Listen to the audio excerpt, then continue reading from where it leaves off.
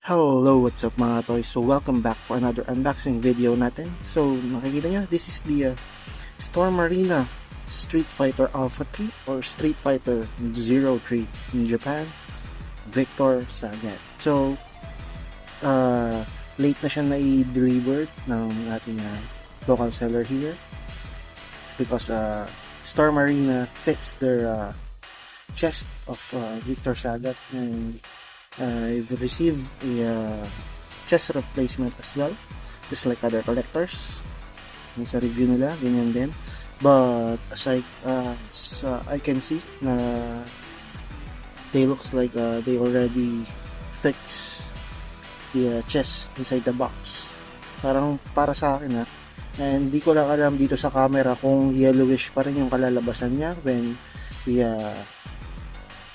ilalabas natin si Sagat dito sa box na to. But para sa nakikita ko, mukhang okay na siya. So this is the front of the box, the side of the box, and at the back of the box. Yung likod niya, makikita nyo yung mga action poses na pwede natin gawin. So let's open it up. So first we have here the default stand for Storm Arena figures. Second, we have here a backdrop. Yan.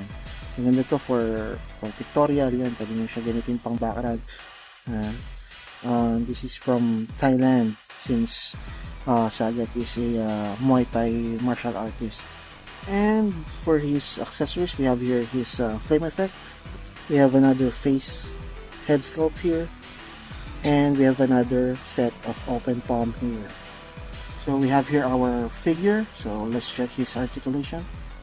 Let's check the neck first.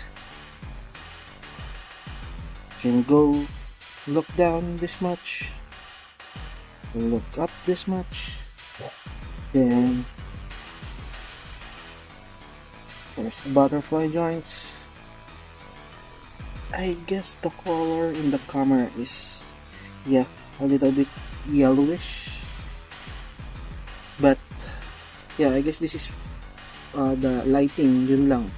Yung ilaw lang talaga ng camera to. Tingin ko lang o yung ilaw dito sa background ko, maybe ganun. Pero for me, kahit hindi ko na siya palitan, okay na siya kahit hindi ko na ipalit tong chest replacement, it's already been fixed actually. So let's continue. We have here the we can go up this much. The T-pose for his shoulders, bicep swivel, double jointed elbows, and the wrist swivel and wrist peg. Yeah. Then the upper ab crunch.